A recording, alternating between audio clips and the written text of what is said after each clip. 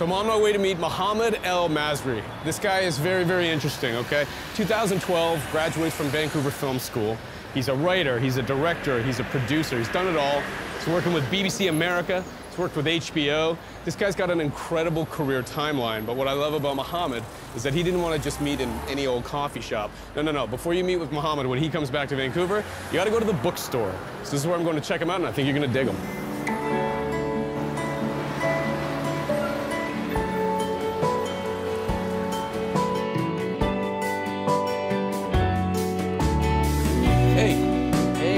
So, this is an interesting place you have selected for meeting. Tell me about this place. This is the first time I think we've ever done an episode where we opened in a bookstore.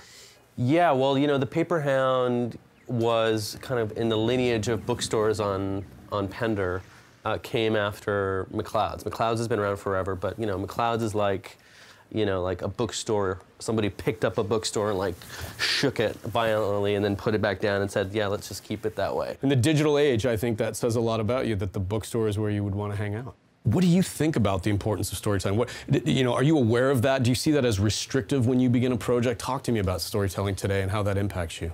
Yeah, I think if we're going to talk about kind of inventing a new story to tell, that's a daunting task that I don't think any writer should necessarily take on. But I think the opportunity every writer has and can bring to their work is specificity and point of view. You know, sure. How can I filter a story that's been told 1,000 times by, you know, 1,000 writers through a really singular, specific point of view and lens on the world? And that's what you bring as a writer. That's what you've got to not only inform your work, but to sell to the world. You know, just from a business standpoint, when you know you're going out to the marketplace, you're selling yourself as much as you are your work. And that to me is, I mean, I think you just hit it right there. And I want to talk to you about your new project. It's Cold Medina. Can we, you know? Yeah, absolutely. Talk to me about this. I want to hear about it. Cold Medina is a 1-hour drama series pilot that I'm developing. It came after about, you know, 3 or 4 months of development. I wrote it over a weekend. Really? The whole thing over a weekend? Yeah, I wrote the first 2 episodes. Wow. As well as a series pitch document that kind of encapsulated what the show was about.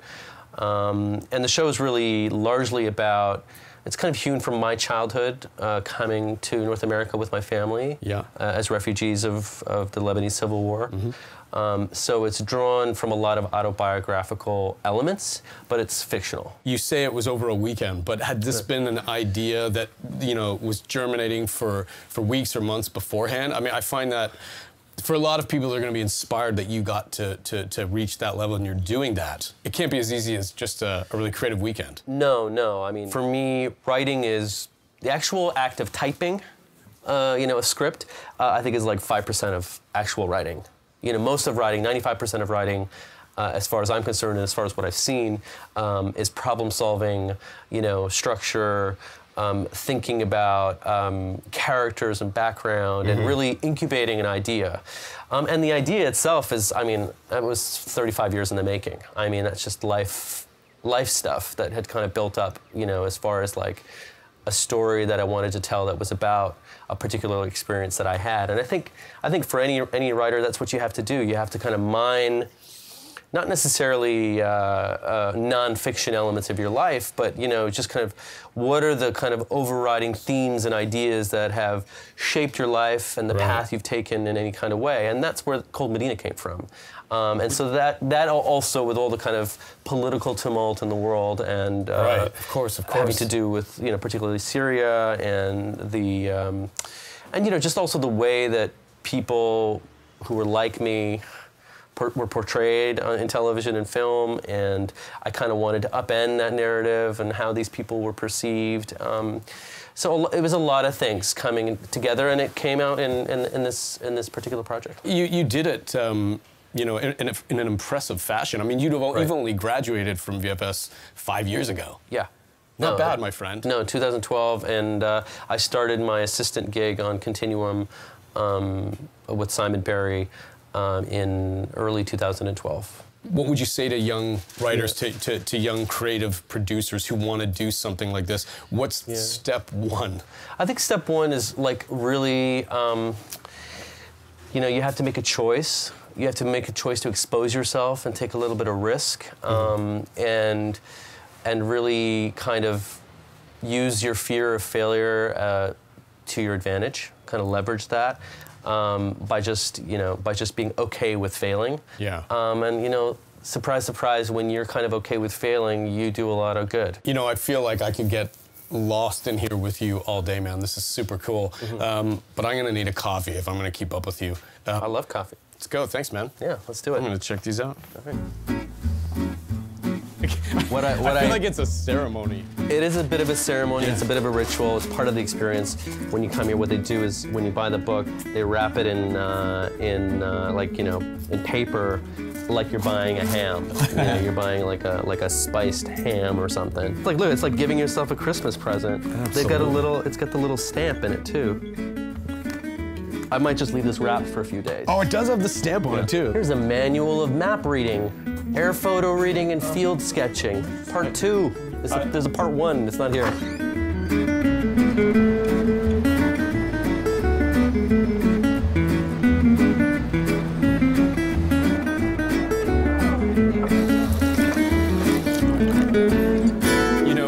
When my producer was working on getting you up to do this episode, you know, just a couple months back, the new Trump administration did not make life for Mohammed El-Masri easy to travel. Yeah. You know, fast forward from small town Canada and the first feeling of that to that. I mean, what the hell? It's funny, you know, when we do what we do as writers and storytellers, particularly in the cinematic art form, we kind of take it. We go, oh my God, this is happening to me, and it's really crappy, and I can't travel yet. All these people around me at my work can like get in a plane and go to Canada or wherever, but I've got to stay put because I don't know what's going to happen and whether I can get back into the country and all that stuff. So there was a real kind of siege environment, and where, you know, what is going on? Where are we going to be in 2 or 3 months?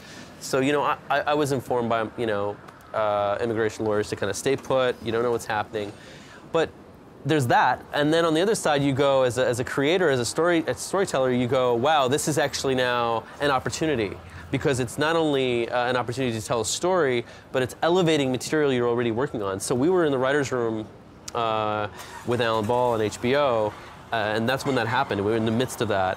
And all of a sudden, our show, when Trump was elected, kind of took on a new meaning, even though it was stuff that had been developed before. Even Cold Medina, all of a sudden, took on a new sense of urgency. Talk to me about rejection then, the opposite of this. Yeah. There's gotta have been, it's not an easy thing, and we never want a future graduate to think it is, but to what degree do you have to have the tolerance for that? Has it been painful? Is it, how do you manage that? I think you have to know that you're gonna have to slum it for a while, because that's where you're going to be learning and you're going to be building relationships, and you're going to be doing all the things that you think are taking you off track, but they're actually informing everything that you will eventually be doing and want to do. So when I was a development executive for 3 years, and before that an assistant, it was very much about other people's work. Yeah. And there's a certain amount of like humility and graciousness that you have to train yourself. You know, as artists, we're all about me, what I need to say, what I want to do. But in that position, you're nurturing others. And, you know, what I learned at RDF and in that role was like, how do I make other writers better? How do I guide them? How do I find their voice? How do I elevate them in a way? How do I mentor them that's going to be beneficial for them and for me in my position? So that, you know, you talk about rejection. It's not necessarily rejection. It was like, oh, I had to spend 3 or 4 years not worrying about my own work. At a certain point, you went, okay, Cold Medina is done. Sure, have a look at it, send it to the agent. Let's shop it around. Yeah. You know, you're a creative, you're an artist. Whenever I talk to them, there is this feeling of I'm never done. Do you fight that, or did it hit a point for you where you went, there it is, now I'm happy with it? How happy with your work are you today compared to when you're still a student? Well, I think I think the difference is a matter of confidence. I have a lot more confidence. In terms of quality, you know, I don't know. I mean, I think that's ultimately for others to judge. You know, do I know a lot more about writing and storytelling and all these things since then? Absolutely. So confidence level is there. It's really about you as a person. What's your character? Do you have integrity? Do you work hard? Do you show up on time? You know, are you reliable? You know, Is this by design? What an incredible pathway to get to where you've gotten. How much of it do you wake up and go, huh? yeah. And how much of it was, no, this is what I said I would do and what I want? Can you operate like that in this industry? Can you really career plan that far out? I wish I could say I had a grand plan or that I like mapped it out. No, I mean, you can ask my friends. I mean, it was always a crapshoot. But you know, there were definitely seminal moments where I made decisions and choices where it could have gone either way.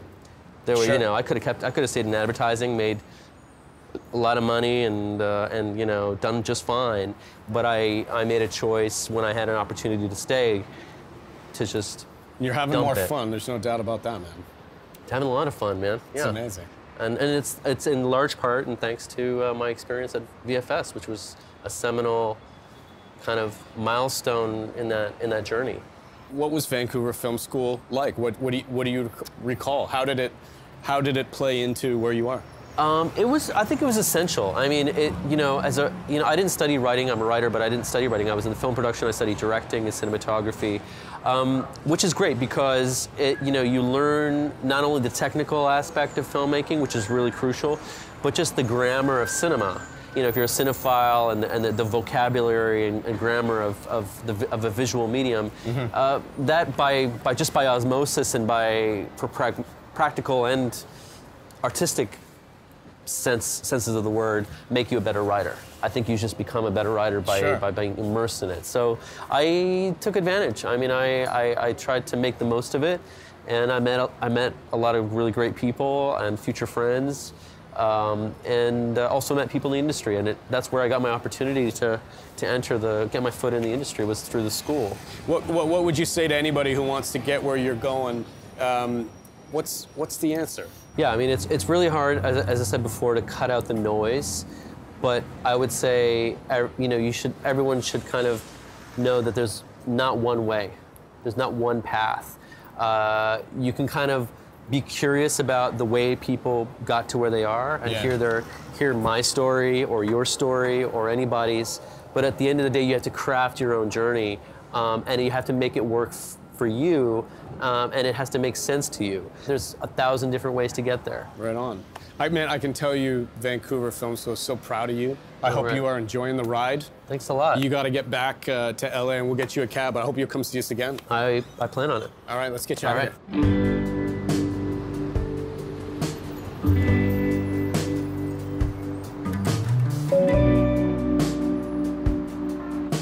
More importantly, Yeah. let's talk about intimate wear, curvy sizes, and Yeah. stockings. Vancouver. You know, as you can see, curvy sizes is what's really important to me.